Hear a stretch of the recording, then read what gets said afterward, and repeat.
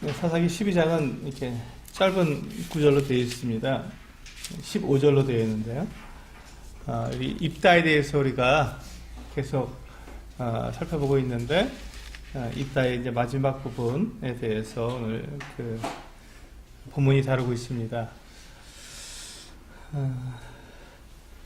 우리 오늘 12장의 그 말씀의 제목은 순종이란 하나님의 역사를 인정하는 것이다 라는 제목으로 말씀을 드리겠습니다. 순종이란 하나님의 역사를 인정하는 것이다. 우리가 종종 교회 안에서든지 또 우리의 그 삶의 여러 영역에서 하나님께서 우리와 함께 역사하시는 것들을 보는데도 내 욕심이나 아니면 내 생각 또 내 그 경험을 의지하다 보면 하나님의 그 역사하심을 인정하지 못하고 결국은 하나님의 그 뜻과 하나님의 계획하심을 내가 이렇게 거스르는 그 같은 사람이 될 수도 있게 되는 것입니다. 그래서 오늘 그 사사기 12장을 통해서 순종은 하나님의 역사를 인정하는 것이다 하는 내용을 한번 다뤄보도록 하겠습니다. 우리 1절에 보시면 에브라임 사람들이 모여 북쪽으로 가서 입다에게 이르되 내가 암몬 자손과 싸우러 건너갈 때에 어찌하여 우리를 불러 너와 함께 가게 하지 아니하였느냐. 우리가 반드시 너와 네 집을 불사르리라 하니. 이 말씀을 보면 우리가 또 이전에 사사기 우리가 앞에서 배웠던 내용과 이렇게 좀 중첩되는 부분이 있습니다. 비슷한 내용이 있습니다. 8장 1절을 보시면 비슷한 내용이 나옵니다. 기드온에 대해서도 비슷한 내용이 똑같은 에브라임 사람들이 이 기드온에게 한 말이 나옵니다. 8장 1절에 보시면 에브라임 사람들이 기드온에게 이르되 내가 미디안과 싸우러 갈 때에 우리를 부르지 아니하였으니 우리를 이같이 대접하면 어찌 됨이냐 하고 그와 크게 다투는지라 하고 되어 있습니다. 내용이 비슷하지요, 굉장히. 이 에브라임 사람들을 보게 되면 성향이 좀 그런 것 같습니다. 에브라임 사람들의 성향이 이제 자기들이 이 이스라엘 12지파 중에 가장 으뜸 지파가 되고 싶어 하고 그래서 계속 다른 지파들과 이렇게 부딪히는 갈등을 일으키는 이와 같은 모습을 종종 볼 수가 있습니다. 그리고 이제 우리가 그 솔로몬 다음에 이스라엘 나라가 두 왕국으로 분열될 때 솔로몬의 아들 르호보암과 싸운 대적한 사람이 에브라임 사람 여로보암입니다. 그래서 이 에브라임 지파를 중심으로 해서 북왕국 이스라엘 10지파가 집결하게 되었고 남왕국 유다와 베냐민이 나뉘어서 이렇게 두 나라로 나뉘게 된 그 같은 원인이 바로 그 모습이 바로 이 에브라임 사람들을 중심으로 이루어졌다는 것이죠. 에브라임 사람들이 그러니까 많은 경우에 이렇게 불평도 많고 불만도 많고 도전도 많이 했던 것 같습니다. 결국은 북왕국은 이 에브라임을 중심으로 해서 에브라임이 마치 그 중심 지파가 되어서 그 나라가 이루어지게 된 것이죠. 오늘도 여기서 보시면 사사기 12장으로 돌아오셔서 보시면 사사기 12장에서 이 에브라임 사람들이 입다와 다투게 되었습니다. 다툰 이유가 뭐냐면 이 기드온에게 말한 것과 비슷한 것이죠. 너희들이 그 암몬 자손과 싸우러 갈 때 왜 부르지 않았냐는 것입니다. 왜 부르지 않았냐? 그러면서 이 8장에서 기드온하고 했던 내용과 좀 다르게 그 모습은 비슷하게 보이지만 내용은 전혀 달랐습니다.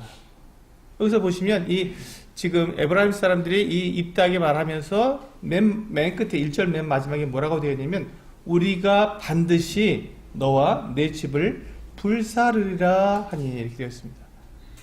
지금 이 에브라임 사람들은 이 길앗에 대해서 전쟁을 하러 올라온 것입니다. 그냥 이렇게 불평을 하고 불만을 하고 그들하고 이렇게 갈등을 좀 일으켜서 자기들이 인정받고 싶은 그런 마음으로 올라온 것이 아니라 이 길앗을 얕보고 길앗을 통해서 이 하나님께서 나타내신 이 하나님의 일들을 무시하고 너희가 우리를 인정하지 않았기 때문에 너희는 사라져야 할 민족이다, 이렇게 된 것이죠. 입다의 가족을 완전히 다 죽이고 길르앗을 완전히 파멸시키려고 올라온 것을 볼 수가 있습니다. 그것은 이제 나중에 보시면 이 에브라임 지파 사람들이 지금 이 길르앗에 와서 몇 명이 올라왔냐면 42,000명이 죽었다고 했기 때문에 이게 어마어마한 대군이거든요. 42,000명이 죽었다고 하면 42,000명의 대군이거든요. 엄청나게 많은 군사들입니다. 이스라엘 12지파가 애굽에서 나와서 이 가나안에 들어왔을 때, 그 에브라임 지파의 그 전쟁에 나갈 수 있는 20세 이상으로 전쟁에 나갈 수 있는 장정의 수가 45,000명이었습니다. 그러니까, 지금 지금 가나안에 정착해서 300년이 지났으니까 그동안에, 사람들이 많이 늘었다고 하더라도, 에브라임 지파에서 전쟁에 나갈 수 있는 장정의 수가 42,000명이 죽었다면 절반은 죽었을 거라고 생각이 됩니다. 최소한 절반은 죽었을 것이다. 그럼 절반 정도가 이 길르앗에게 이렇게 입다에게 불평하러 올라오지도 않았을 것입니다. 아마 길르앗을 완전히 쳐서 멸절시키려고 올라왔던 것 같습니다. 그러니까 내용이 달랐던 것이죠. 지금 입다의 이 에브라임 지파의 이 모습은 대단히 공격적이었고, 그리고 파괴적인 이와 같은 모습으로 올라왔던 것을 볼 수가 있습니다. 근데 이제 이 기드온의 경우는 좀 달랐죠. 기드온이 에브라임 지파를 부르지 못했습니다. 부르고 싶었죠. 사실은 기드온 같은 경우에는 부르고 싶었지만 하나님께서 군사의 수를 어떻게 하셨죠? 정해주셨습니다. 그리고 계속 줄여나가도록 하셨습니다. 그러니까 지금 이 므낫세 지파, 기드온이 속해 있던 그 므낫세 지파에서만 올라와도 32,000명이 올라왔는데, 그것도 많다고 다 줄여서 300명이 나가도록 하셨는데, 그때 에브라임 지파 보고 좀 더 가달라고 말할 수가 없었던 것이죠. 그렇기 때문에 기드온이 어떻게 했습니까? 자기가 부르지 못했으니까, 미안합니다 하고 유순한 대답을 해서 하나님께 영광을 돌렸죠. 그게 이제 이 기드온의 이 8장에서 이루어졌던 기드온과 에브라임 사람들의 이 갈등 해결이었습니다. 유순한 대답을 해서 갈등이 해결됐습니다. 그런데 이번에는 그게 양상이 다른다. 내용은 좀 비슷하게 이 모습은 좀 비슷하게 보여도 내용은 전혀 달랐습니다. 왜냐하면 2절에 보시면, 12장 2절에 보시면, 입다가 그들에게 이르되 나와 내 백성이 암몬 자손과 크게 싸울 때 내가 너희를 부르되 너희가 나를 그들의 손에서 구원하지 아니한 거로. 여기 보시면 입다가 이 암몬과 전쟁을 하러 나갔을 때 지금 이 에브라임 지파에게 도움을 구하지 않았던 게 아니에요. 도움을 구했지요. 그렇죠? 도움을 구했습니다. 그래서 입다가 에브라임 지파에게 오히려 도움을 구했는데 에브라임 지파가 돕지 않았던 거예요. 그래서 3절에 보면 나는 너희가 도와주지 아니하는 것을 보고 어떻게 했다고요? 내 목숨을 돌보지 아니하고 건너가서 암몬 자손을 쳤더니 여호와께서 그들을 내 손에 넘겨주셨거늘 너희가 어찌하여 오늘 내게 올라와서 나와 더불어 싸우고자 하느냐 아니라.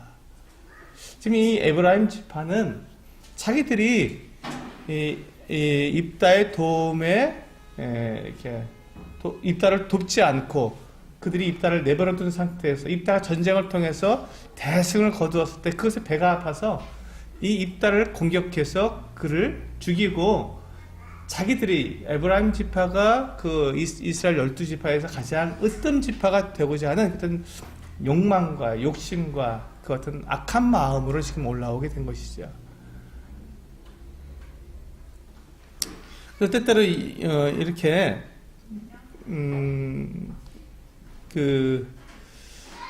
어떤 그룹이든지 어떤 그 모임이든지 간에 그 모임 가운데에는 이와 같이 머리가 되고 싶어하는 사람들이 있습니다. 머리가 되고 싶어하는 사람이 있는 것이죠. 지금 이 에브라임 지파가 거기는 12지파 중에서 머리가 되고 싶어했던 것입니다. 그래서 이 머리가 되고 싶어하는 사람의 이 공통점이 가장 큰 공통점이 뭐냐면 하나님의 역사를 인정하지 않는 것입니다. 하나님의 역사를 인정하신다. 왜? 그래야 내 욕심 또 내 계획, 내 생각대로 고집을 부리고 나를 인정해달라고 억지를 부릴 수 있기 때문에 그렇습니다. 하나님의 역사를 인정하게 되면 그러면 그 내 욕심을 채울 수가 없기 때문에 이렇게 자기가 머리가 되고 싶어하는 사람들의 공통점은 하나님의 역사를 인정하지 않는다. 우리 여기 손을 넣으시고 요한 3서에 가서 보시면 지금 에브라임 지파 사람들과 비슷한 성향을 가진 한 사람을 만날 수가 있습니다. 요한 3서 9절과 10절입니다.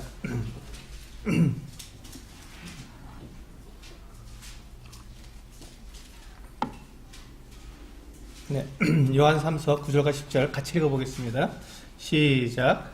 내가 두어 자를 교회에 썼으나 그들 중에 으뜸되기를 좋아하는 디오드레베가 우리를 맞아들이지 아니하니 그러므로 내가 가면 그 행한 일을 잊지 아니하리라.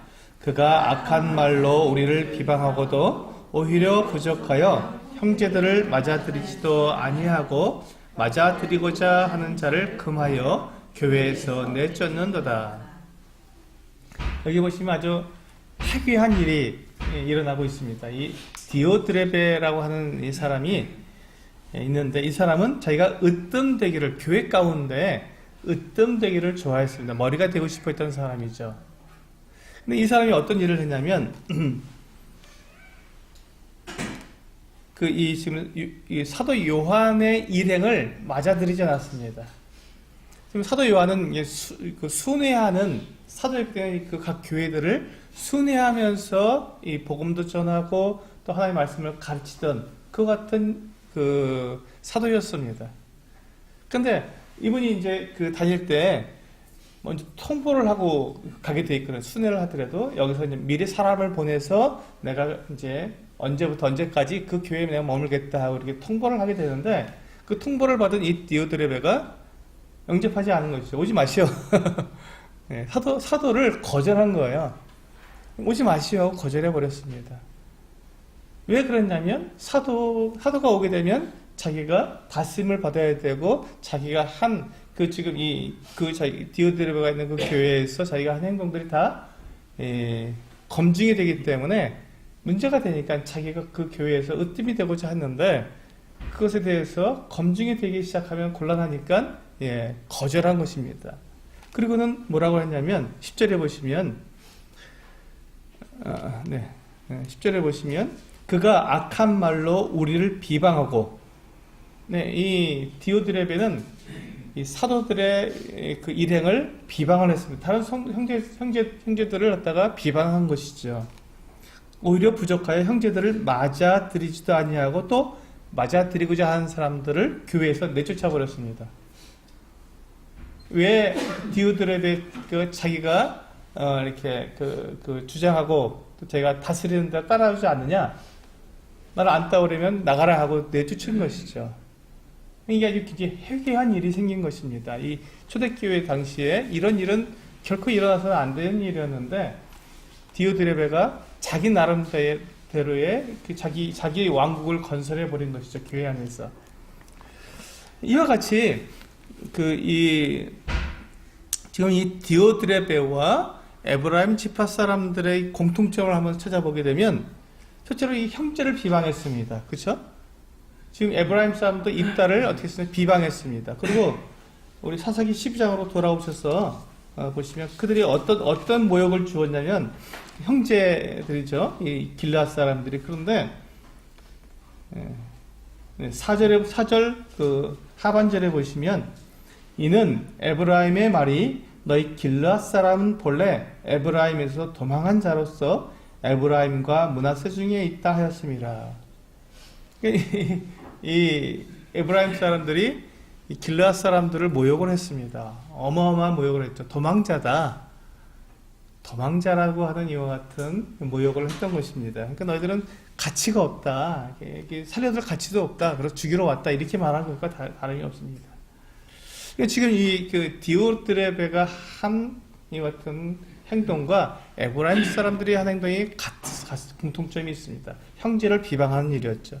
그리고 형제를 맞아들이지도 않고 형제를 내쫓았습니다. 에브라임 사람들이 그렇게 했죠. 입다를 비방했고 너와 네 집을 불살이라고 말했고 또 결국 그래서 길르앗 사람들을 이렇게 모욕하고 함께 할 수 없도록 만들어 놓은 이런 이와 같은 형제들에 대해서 비방하고 인정하지 않는 이와 같은 모습들을 우리가 볼 수가 있는 것입니다. 그래서 우리 가운데 우리도 이제 교회로 모여서 우리가 함께 주님을 섬겨 나가는데 우리 중에서도 누군가가 으뜸되기를 좋아하는 사람, 디오드레베처럼 이 에브라임 사람들처럼 머리가 되고자 하는 사람들이 있다면 그게 공통점도 나올 것입니다. 다른 성도들에 대해서 비방할 것이고 다른 사람들을 인정하지 않을 것이고 그 사람을 통해서 역사하시는 하나님의 그 역사를 인정하지 않을 것입니다.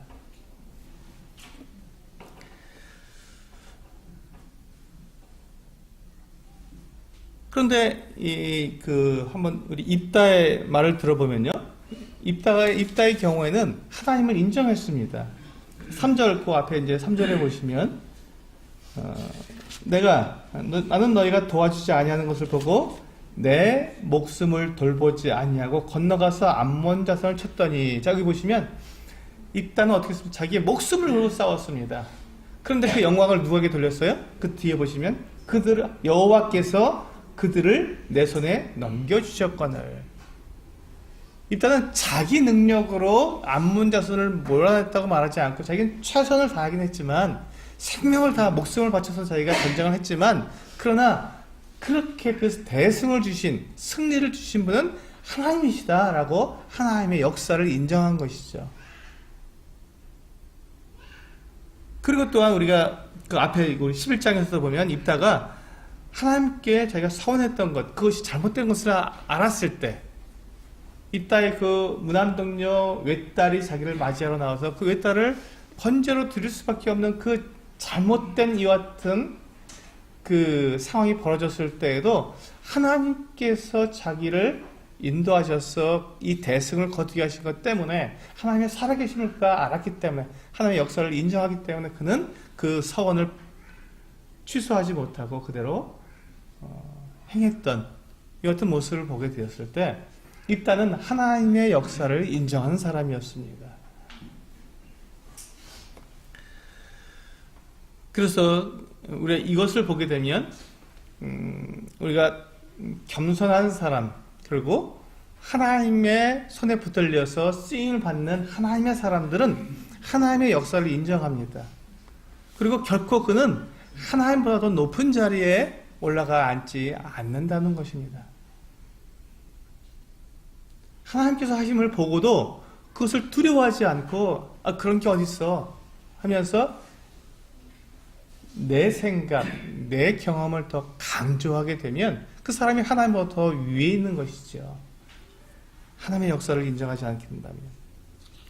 그래서 이제 이와 같이 교회 가운데서도 이와 같은 에브라임 사람들이나 디오드레베 같은 사람들이 자신을 높이고 싶고 자신을 다른 성도들보다 더 위에 두고 싶어하는 사람이 나오게 된다면, 그건 분명히 하나님께서 다른 성도들 사이에서 역사하시는 그 같은 하나님의 역사를 보면서도 그것을 부인하고 인정하고 싶지 않고 내가 관련돼야만, 내가 인정받을 수 있는 그 일에만 인정하게 되는, 그리고 그것만 자랑하게 되는 이 같은 모습을 보인다는 것입니다.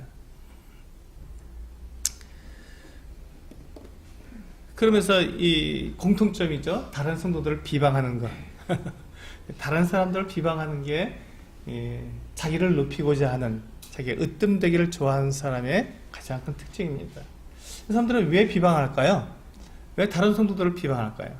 다른 성도를 비방하게 되면 그 사람은 낮아지고, 그 다른 성도들이 낮아지면 내가 자연스럽게 내가 더 다른 사람보다 나아질 수밖에 없다고 하는 이상한 논리를 가지고 그렇게 행동하는 것입니다. 그런데 이것은 결코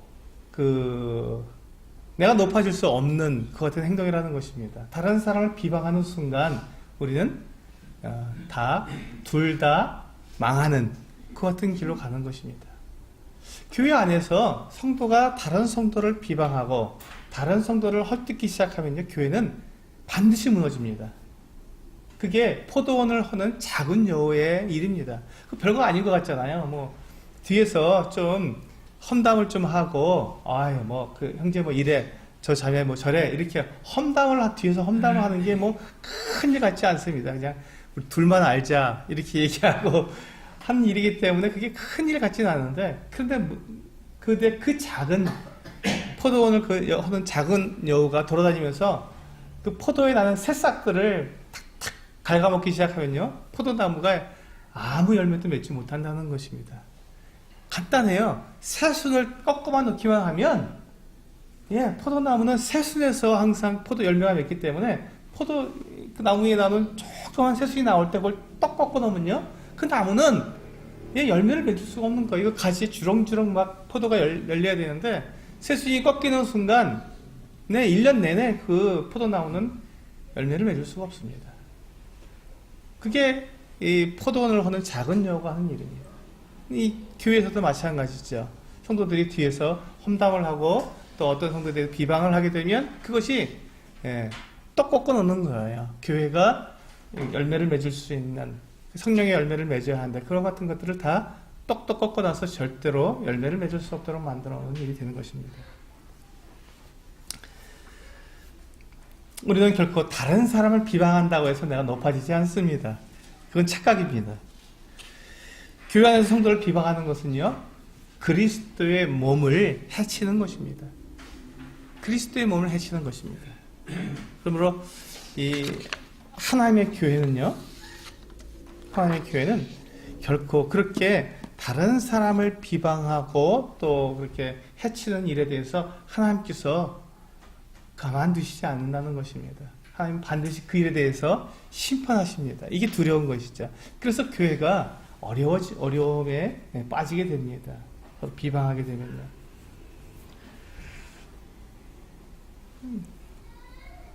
그래서 4절에 보시면 우리 사사기 12장 4절, 입다가 길르앗 사람을 다 모으고 에브라임과 싸웠으며 길르앗 사람들이 에브라임을 쳐서 어떻게 했다고요? 무찔렀습니다. 이 에브라임 사람들이 42,000명이 되는 이 대군을 이끌고 올라왔지만 길르앗 사람들에게 완전히 패해서 다 죽임을 당할 수밖에 없는 그런 상황이 된 것이죠. 이게 왜 그렇습니까? 하나님께서 그들을 심판하신 것입니다. 에브라임 사람들의 그 교만함과 비방함과 그들이 머리가 되고자 하는 하나님의 역사를 인정하지 않는 그 모습에 대해서 하나님께서 그들을 심판하신 것입니다. 근데 그 심판하심이 정말 너무나 두렵고 떨리는 이와 같은 큰 심판이었습니다. 5절에 보시면 길르앗 사람이 에브라임 사람보다 앞서 요단강 나루턱을 장악하고 에브라임 사람의 도망하는 자가 말하기를 청하건대 나를 건너가게 하라 하면 길르앗 사람이 그에게 묻되 내가 에브라임 사람이냐 하여 그가 만일 아니라 하면 그에게 이르기를 시볼렛이라 발음하라 하여 에브라임 사람이 그렇게 바로 말하지 못하고 시볼렛이라 발음하면 길르앗 사람이 곧 그를 잡아서 요단강 나루턱에서 죽였더라. 그때 에브라임 사람의 죽은 자가 42,000명이었더라. 참 너무 큰 비극이 일어난 것입니다. 이 일은 이스라엘 역사에 있어서 정말 슬픈 일입니다. 비극이죠. 한 지파에 42,000명이 같은 이스라엘 그 민족, 같은 형제들의 손에 의해서 죽게 된다는 것은 비극입니다. 정말 큰 비극입니다. 근데 이 일이 왜 일어났다고요? 딱 한 가지입니다. 욕심입니다. 욕심. 내가 다른 사람보다 더 높아지고자 하는 이 으뜸되고자 하는 욕심이 그렇게 만들어버린 것이죠. 우리는 이와 같은 모습을 또 앞에서도 보았습니다. 누구한테서 보았죠? 아비멜렉이라고 하는 사람에서 보았지 않습니까? 그가 자기가 왕이 되고자 해서 자기 형제 70명을 한 반석에서 죽였습니다.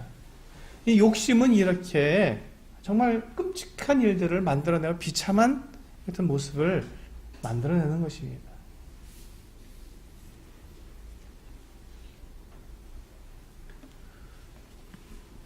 우리는 이와 같은 일을 보면서 우리가 교회를 이루고 있고 교회 안에서 우리가 성도들과 함께 생활하게 될 때 우리 안에도 때때로 그런 생각들이 듭니다. 그런 유혹이 오는 것이죠. 내가 저 형제보다, 저 자매보다 내가 좀 더 인정받고 높아지면 좋겠다 하는 꼭 그런 생각은 아니더라도 그와 비슷한 감정이 우리에게서 이렇게 유혹으로 다가올 때가 있습니다. 그때 우리는 조심해야 합니다. 이 하나님의 역사를 인정하는 그 같은 모습이 우리에게서 필요하기 때문에 그렇습니다. 하나님의 역사를 인정하기를 원한다면, 인정하게 된다면, 내가 보았을 때, 저 형제, 저 자매보다는 내가 더 낫다고 생각했는데, 어떻게 저 형제에게서 저런 모습이 나타나지? 주님께서 왜 저 형제를 쓰시지? 이런 생각이, 이런 것들을 보면서, 내가 더 나은데 라는 생각이 들면, 우리는 조심해야 합니다. 하나님께서 그 형제에게, 또 그 자매에게 역사하셔서 일을 할 때, 우리는 그것을 인정해야 한다는 것이죠. 그가 누구든지 하나님은 그 누구를 들어서도 사용하실 수 있고 그를 통해서 일을 하실 수 있기 때문에 하나님께서 어떤 형제, 어떤 자매를 들어서 사용해서 그 일을 하신다는 것은 무엇입니까? 교회를 온전케 하시는 일을 하시는 것입니다. 교회를 세워가시는 일을 하시는 것입니다. 근데 그 일에 대해서 우리가 인정하지 못하고 어떻게 라는 말을 우리가 하나님 앞에서 그런 마음이 들기 시작하면 어떻게 됩니까? 네, 하나님께서 세워가는 교회를 허물기 시작하는 것입니다. 누가? 내가 허무는 거예요. 다른 사람이 허무는 게 아니고 내가 허무는 겁니다. 이 부분이 굉장히 조심스럽습니다. 굉장히 조심스럽습니다. 지금 우리 대한민국에 있는 그 교회들, 지역교회 내에서도 이런 일들이 지금도 비일비재하게 일어나고 있습니다. 왜? 사람들이 모였기 때문에. 그리고 사람들이 모인 곳에는 늘 뭐가 있습니까? 이와 같은 으뜸되고자 하는, 머리가 되고자 하는 마음이 있기 때문에, 그건 유혹이 오기 때문에 그렇습니다. 교회가 세워져 가기 위해서는 우리는 반드시 하나님의 역사를 인정하는, 하나님께서 누구를 통해 일을 하신지 그를 인정하는 이와 같은 모습들이 우리 가운데서 이루어져야 한다는 것입니다.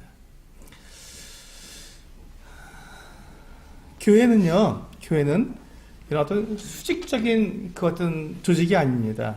교회는 수평적인 조직입니다. 그래서 서로가 서로에게 의지하고 있는 유기적인 관계를 이루고 있습니다. 그런데 우리는 때때로 교회 내에서도 이 기득권이라고 하는 말을 쓸 때가 있습니다. 먼저 든 사람들, 먼저 어떤 자리를 차지하고 있는 사람들이 그 권리를 주장한다는 것이지요. 근데 그런 것들은 교회 안에서 결코 있어서는 안 되는 것들입니다. 그 말 자체가 교회에서는 사용될 그 어떤 용어가 아니라는 것이죠. 왜냐하면 교회는 우리가 유기체이기 때문에 그렇습니다. 우리 몸 가운데서 누가 그 기득권을 부리는 지체가 있습니까? 그렇지 않습니다. 우리 몸은 다 하나고 서로가 서로에게 연결되어 있기 때문에 결코 어떤 기득권을 발휘할 수 있는 그런 어떤 대상이 아닌 것이죠. 그 누구에게도 마찬가지입니다. 그래서 우리는 이 그리스도의 몸이고 우리가 한 지체고 우리는 유기체로 연결되어 있다는 것은요. 만약에 이 말은 만약에 내 옆에 있는 지체가 문제가 생기면 그것이 곧 나에게 치명적인 영향을 미친다는 뜻이 되는 것입니다. 유기체라는 것은 그렇습니다. 여러분 한번 생각해 보세요. 우리가 병에 걸려서 죽게 되는 것이 우리 몸 전체가 다 병에 완전히 다 걸려서 우리가 죽게 됩니까? 아니면 한 부분이 심하게 암이 걸리든지 심하게 우리가 그 병에 걸리게 되면 우리 죽게 됩니까?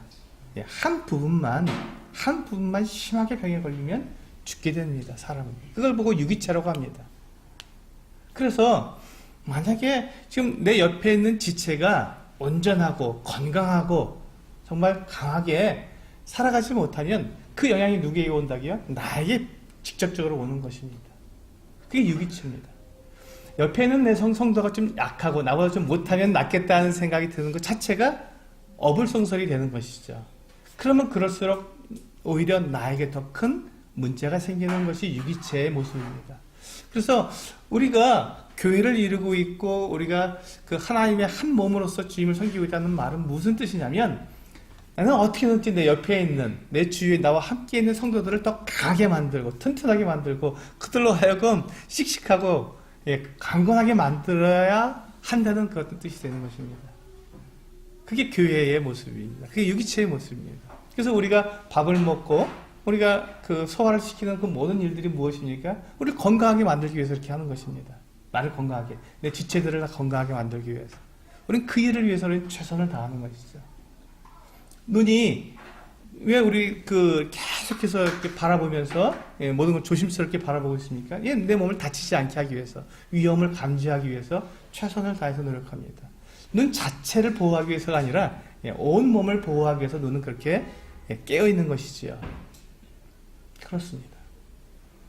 우리가 교회라고 하는 이 지체는요, 내 옆에 있는 지체가 무너지고 다치고 해를 입게 되면 그것이 곧 나에게 그대로 전가되는, 모든 영향이 전가되는 그 같은 관계이기 때문에 그것을 유기체라고 합니다. 그래서 교회는 누가 먼저고 누가 나중이고 없습니다. 우리 모두는 하나입니다. 누가 더 높고 누가 더 낮은 것이 없습니다. 우리는 다 하나입니다. 다만 그 가운데서 하나님께서 각 지역, 각 영역에 하나님께서 부르셔서 그곳에서 책임지고 일하도록, 인도자로서 일하도록 부르시는 인도자들이 있을 뿐입니다.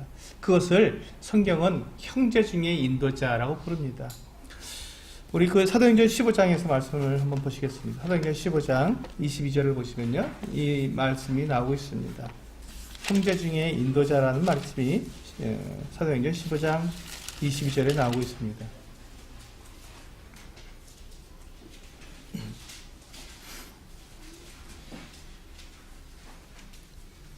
사도행전 15장 22절입니다. 네, 같이 읽겠습니다. 시작. 이에 사도와 장로와 그 중에서 사람들을 택하여 바울과 바나바와 함께 안디옥으로 보내기를 결정하니 곧 형제 중에 인도자인 바사바라 하는 유다와 실라더라. 그렇습니다. 여기서 보시면 형제 중에 인도자인 유다와 바라바를, 유다와 실라를 보내게 된 것이죠. 이 형제 중에서 인도자들이 있는 것입니다. 이 인도자라는 말은 무엇입니까? 형제 중에서 높은 사람입니까? 아닙니다. 더 책임이 있는 사람이라는 뜻입니다. 형제들을 이끌어가야 할 책임이 있는 사람, 거기에 책임을 맡겨준, 하나님께서 책임을 맡기신 그 같은 사람들이라는 뜻이죠. 그들은 형제들입니다. 그래서 그들은 높거나 낮지 않습니다. 그래서 우리는 다 성도들을 통해서 우리는 형제라 부르고 자매라 부르는 이유가 여기에 있습니다. 우리는 다 높거나 낮지 않고 다 동등한 그 같은 위치에서 서로를 섬기고 서로를 사랑하게 되어 있습니다. 하지만 그 가운데서도 하나님께서 세우시는 각 영역에서, 어떠한 영역에서 그 인도자들을 세우셔서 그들을 통해서 우리가 하나님의 이와 같은 인도하심을 받을 수 있도록 역사하시는 것이죠. 그래서 이때 우리는 하나님의 역사를 인정해야 합니다. 하나님께서 세우시는 그 사람을 우리는 인정하고 그를 통해서 하나님께서 일하시는 걸 우리는 기뻐하고 함께 나아가야 한다는 것입니다.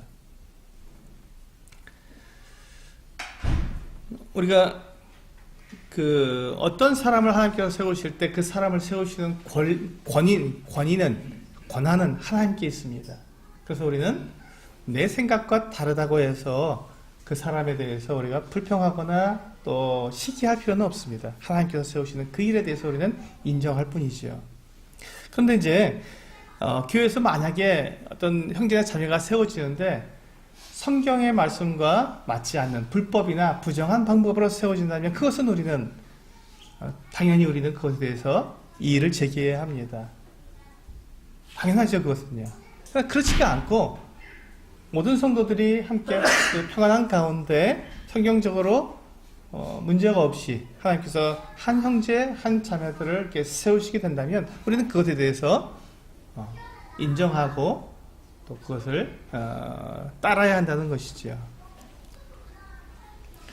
그래서 우리는 그가 누구든지 또 어떤 사람인지 상관없이 하나님의 결정과 선택을 인정하는 것, 이것이 바로 오늘 우리 사사기 12장에서 에브라임 사람들과 입다의 이 모습에서 우리가 배워야 할 점이라고 생각합니다. 에브라임 사람들은 입다에 대해서 인정하고 싶지 않았습니다. 왜냐하면 그는 인정받지 못하는 사람이었습니다. 그는 불량자들과 함께 생활했던 사람이었습니다. 그는 결코 그 입다가 사사로서 이렇게 자기들을 지배하는 것을 원치 않았습니다. 그래서 그들은, 에브라임 사람들은 불평했고 입다를 비방했고 입다에게 찾아가서 그와 싸우려고 했고 그들을 다 멸망시키려고 했었습니다. 이게 에브라임 사람들이 가지고 있었던 잘못된 모습이었죠.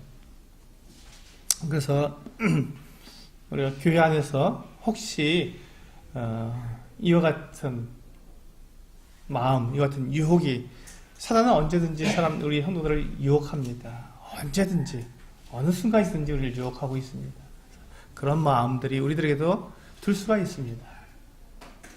우리는 그런 마음이 들었을 때, 또 다른 성도들을 비방하고자 하는 것 같은 유혹이 우리에게 찾아오게 될 때 그것에 대해서 분명하게 거절하고 정말 하나님의 역사하심을 인정하는, 그래서 이 지금 에브라임 사람들이 받은 이와 같은 엄청난 끔찍한 이 심판, 하나님의 심판을 당하지 않는, 그 교회도 그래서 건강하고 또 하나님 앞에 영광되는 그와 같은 모습으로 성장해 가야 한다고 생각합니다. 그래서 하나님께서 언제든지 나보다 더 나은 사람을 교회 가운데 일으킬 수가 있습니다. 그리고 그것은 매우 바람직한 일이고 교회가 성장하는 데 꼭 필요한 일입니다. 저도 동일합니다. 우리 성도님들 중에서 저보다 더 나은 그 같은 분들이 저는 일어나기를 기도하고 있습니다. 그것을 위해서 저는 준비하고 있고 그렇게 되기를 주 앞에 기도하고 있고 그 일이 이루어지기를 저는 간절히 바라고 있습니다.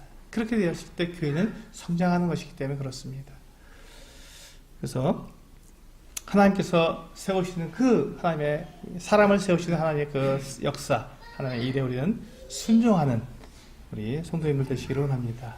기도하시겠습니다.